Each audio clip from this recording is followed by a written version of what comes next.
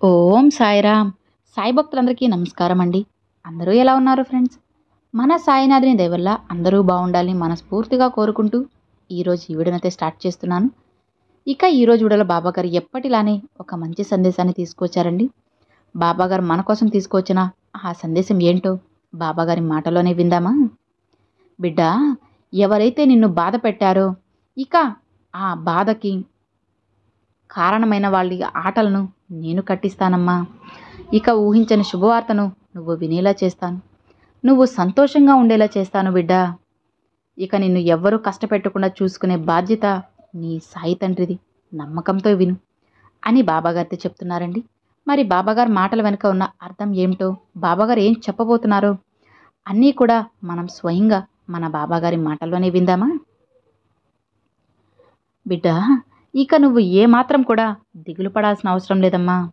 ఎన్నో రోజుల నుంచి నిన్ను బాధకు గురి చేస్తున్నటువంటి కొందరి ఆటలను కట్టివ్వబోతున్నాను. ఇక వారు ఎంచుకున్నటువంటి రంగాన్ని వారు ఎంచుకోకుండా నిన్ను మధ్యలో ఎన్ని సృష్టించారో వారు చేసినటువంటి ప్రతి ప్రయత్నాన్ని కూడా తిప్పికొట్టబోతున్నానమ్మా. వారు ఎన్ని చేసినా సరే ఇక వాళ్ళ ఆటలను మాత్రం నేను సాగనివ్వను. ఇది నీకోసం మాత్రమే బిడ్డ. నేను చెబుతున్నటువంటి అతి రహస్యం కాబట్టి నువ్వు మాత్రమే ఒంటరిగా వినమ్మా. చూడు తల్లి, ఎందుకు నువ్వు ఇలా దుఃఖిస్తూ ఉన్నావో చెప్పు. నీకు సంబంధించినటువంటి విజయం, నువ్వు మొదలు పెట్టాలి అనుకున్నటువంటి ప్రతి పని నువ్వు చేయబోతున్నావు. నీకు వచ్చినటువంటి బాధ అంతా కూడా అలానే నువ్వు చేసినటువంటి కష్టం వేరే వారు ఉపయోగించుకుంటూ అది కేవలం వారి సొంత పనుల వలె వారి కష్టంలా చెప్పుకుంటున్నారు కదా. వారు లాభాల్ని పొందుతున్నారు. నువ్వు మాత్రం అది ఏమాత్రం కూడా తెలుసుకోలేకపోతున్నావు. దాని గురించి బాధపడాల్సిన అవసరం లేదమ్మా. అలాంటి వారికి తప్పకుండా శిక్ష పడుతుంది. ముందుగా అందరికీ అన్యాయం గెలిచినట్లుగానే అనిపిస్తుంది. ఎన్నోసార్లు చెప్పాను కదా, అది కూడా కేవలం కొద్ది రోజులు మాత్రమే కనిపిస్తుంది. ఖచ్చితంగా నీకు న్యాయం జరిగే తీరుతుందమ్మా. అది ఎలా ఉంటుందో తెలుసా? చిరకాలం శాశ్వతంగా ఉంటుంది. కష్ట సుఖాలనేవి ఎవరికైనా సహజమే. కష్టం వస్తుంది, అలానే దాని వెనుక సుఖం కూడా వస్తుంది. వాటిని తప్పకుండా అనుభవించి తీరాల్సిందే బిడ్డ. వచ్చిన కష్టం ఎప్పటికైనా తిరిగి మళ్ళా వెళ్ళిపోక తప్పదు. వెళ్ళిపోయిన సుఖం కూడా మళ్ళా తిరిగి వద్దకు రావడము తప్పదు. మనకు ముఖ్యం ఓర్పు, సహనం. నీకు వచ్చినటువంటి బాధ, నువ్వు అనుభవిస్తున్నటువంటి జీవితం, ఇదంతా మర్చిపోయి ప్రస్తుతం నీ జీవితం ఏ విధంగా అయితే ఉందో నీ జీవితం ఆనందభరితంగా మార్చుకునేటువంటి ఆ రోజు కూడా నీ చేతిలోనే ఉంది. అది దగ్గరలోనే ఉందమ్మా.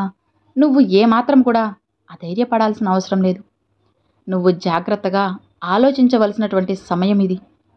ఎవరైతే నీ పట్ల నిన్ను దెబ్బతీసే విధంగా నిన్ను, నీ కుటుంబాన్ని అవమానించాలని వారు ఎన్ని ప్రయత్నాలు చేస్తూ ఉన్నారో నాకు తెలుసు. అలాంటి వారి ముందు నువ్వు జాగ్రత్తగా ఉండాలి. సున్నితంగా నీ మాటల వినయంతో వారి ముందు కేవలం నువ్వు కూడా నవ్వుతూ నటించు. కానీ వారిది మాత్రం నీ పట్ల జాలి, ప్రేమ అని ఎప్పుడు ఎలాంటి పరిస్థితిలోనూ వారిని నమ్మద్దమ్మా. నీ గురించి, నువ్వు చేసే పని గురించి, అలానే నీకు వచ్చే ఆలోచనల గురించి వారితో సంభాషించవద్దు. ఎట్టి పరిస్థితుల్లోనూ వారితో ఏ విషయం గురించి చర్చించకు. మీ కుటుంబంలో జరిగే విషయాలను అయితే మరీ చెబుతున్నాను, వారితో అస్సలు పంచుకోవద్దమ్మా. అసలు నీ మదిలో వచ్చే ఆలోచన విధానాలను సైతం నీ తల్లిదండ్రులతో పంచుకో. తరువాత నీ సాయికి అప్పచెప్పు. ఇక మిగతావి జరగాల్సిన ప్రతి కార్యం నేను చూసుకుంటాను. రహస్యంగా ఒంటరిగా నీకు నువ్వే పోరాటం చెయ్యి. అది ఎందుకు జరగదు, ఇక ఆ పనిలో నేను ఎలా విజయం సాధించకుండా ఉంటానా అని నన్ను, నా కుటుంబాన్ని ఎంతో అవమానించారు, మరి వారికి నేను ఎలా సమాధానం పరచాలి అని ప్రతి క్షణం నీ ఆలోచనలకు చెప్పుకుంటూ కష్టపడు. అది కేవలం కొద్ది రోజులే కదా. తరువాత అంతా సంతోషమైనటువంటి రోజులే వస్తాయి. తప్పకుండా నీ కష్టానికి తగినటువంటి విజయాన్ని నీకు నేను ఇచ్చే తీరుతానమ్మా. నీ విజయ తీరాన్ని నిన్ను చూసి గర్వపడేటువంటి రోజును వారందరూ చూసి ముక్కున వేలేసుకుంటారు. నీ విజయం నిన్ను పైకి రాకుండా చేయాలని కలలు కన్నవారి కలలు అన్నీ కూడా బూడిద చేస్తాను. అదంతా ప్రతి క్షణం నువ్వు మననం చేసుకుంటూ గుర్తుకు తెచ్చుకుంటూ నీ ఒంటరి పోరాటాన్ని నువ్వు మొదలుపెట్టు. ఒంటరివి అని మాత్రం ఎప్పుడు అనుకోవద్దమ్మా. ఎందుకంటే నా వెన్నంటే కొండంత అండగా నిన్ను నడిపించేటువంటి నా శక్తి, నా తల్లిదండ్రుల దీవెన, నా సాయి అనుగ్రహం నిండుగా ఉన్నాయి అన్న ధైర్యంతోనే నీలో క్షణక్షణం నింపుకుంటూ ఉండు. దాని ద్వారా తప్పకుండా విజయం నీదవుతుంది. నీకు వచ్చిన కష్టం ఏదైనా సరే బాబా అంటూ వేదనతో పిలిచావు కదా, వెంటనే పలికే దైవం నీ సాయినాథుడు. కరుణామయుడు, భక్తుల పాలిట కల్పవృక్షం. తన భక్తులు కష్టంలో ఉంటే నేను చూస్తూ ఉండనమ్మా. అమాయకమైనటువంటి భక్తులను ఎవరైనా ఏడిపించినా, వారిని అవమానపరిచినా, వారిని దెబ్బతీసేటువంటి ప్రయత్నాలు ఎన్ని చేసినా సరే నేను చూస్తూ ఉండను. వారికి కావలసినటువంటి సహాయాన్ని, అలానే వారు పడిపోతుంటే జాగ్రత్తగా పట్టుకోవాల్సినటువంటి బాధ్యతను ఆ భగవంతుడు నాకు అప్పగించాడు. కాబట్టి నేను దాన్ని జాగ్రత్తగా పరచాల్సిన బాధ్యత నాపై ఉంది. కాకపోతే ఈ సాయిపై నిరంతరమైనటువంటి నమ్మకాన్ని నువ్వు ఏర్పరచుకొని నీ హృదయంలోనే నన్ను నిలుపుకోమ్మా. బుద్ధిని మనసును ఏకం చేసుకో. నీ పనుల్లో వచ్చే కొన్ని పరిస్థితుల వలన కొన్ని ఒత్తిళ్లకు గురి కావడం సహజంగా జరుగుతుంది. ఇక ఆ ఒత్తిడి నుండి మిమ్మల్ని బయటపడేసేది మాత్రం సద్గురువు యొక్క నామమే. కాబట్టి సాయి నామస్మరణ చేస్తూ ఉండు బిడ్డా. ఒకవైపు సాయి నామస్మరణ చేస్తూ నా నామాన్ని మనసులో నింపుకుంటూ భారాన్ని నాపై పూర్తిగా మోపాక ఇంకా ఆలోచనలో పడ్డం అనేది నీ మూర్ఖత్వం అవుతుంది.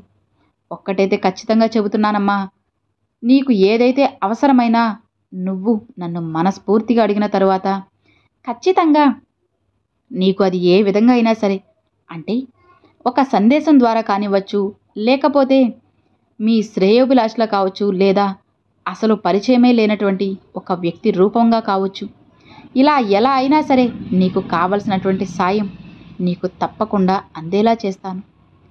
కానీ నువ్వు దాన్ని గుర్తించేటువంటి మనసు మాత్రం నీ మీదే ఆధారపడి ఉంటుంది.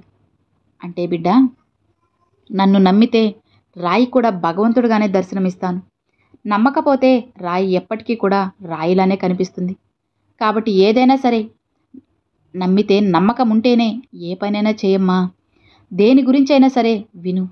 అంతేకాని మీ మంచి కోరే వారిని, నీ కోసం ఆలోచించే వారిని మాత్రం అనుమానించి, అవమానించి, కించపరిచే వారిని, నిన్ను అవమానించే వారిని ఎప్పుడు కూడా పొగుడుతూ నిన్ను ఆకాశంపై ఎత్తాలనే అలాంటి వారిని మాత్రం నమ్మకు బిడ్డ. కేవలం వారి పొగడ్తలు నీకు ఆ కాసేపు మాత్రమే ఆహ్లాదకరంగా అనిపించినప్పటికీ ఏదో ఒక లాభాన్ని వాళ్ళు పొందడానికి నీ చుట్టూ చేరుతారని గుర్తుపెట్టుకో.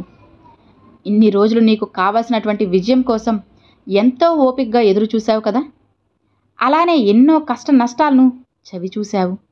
ఎన్నో అవమానాలు, ఎన్నో బాధలను, నువ్వు నీ కుటుంబం ఎంతగా అవమానించబడ్డారో, ఎన్ని బాధలకు లోనయ్యారో నాకు అన్నీ తెలుసు. కాబట్టి అవన్నీ కూడా నేను చెరిపేయబోతున్నాను. నిజం చెప్తున్నానమ్మా, నీ జీవితంలో కలలో కూడా ఊహించినటువంటి మార్పుని నేను తేబోతున్నాను. ఎవరైతే నిన్ను ఎగతాళి చేసి నవ్వుకుంటున్నారో వారందరూ కూడా నీ వద్దకే వచ్చి క్షమించమంటూ వారి తప్పును వాళ్ళు తెలుసుకుంటారు. కానీ ఇన్ని రోజులు వారు నిన్ను అంతగా బాధ పెడుతుంటే మరి ఎందుకు బాబా చూస్తూ ఉన్నారు, మరి ఇప్పుడైనా వారికి బుద్ధి చెప్పవచ్చు కదా అని అంటావేమో. గుర్తుంచుకోమ్మా, పక్వానికి రాకుండా ఏ పండైనా తినగలవా చెప్పు? తినలేవు. అది కూడా అలానే చేసినటువంటి పాపాలకు వారి ప్రాయశ్చిత్తం అనుభవించే రోజు తప్పకుండా వస్తుంది. మరి ఆ రోజు వచ్చేంత వరకు ఎదురు చూస్తూ ఉండాలి కదా.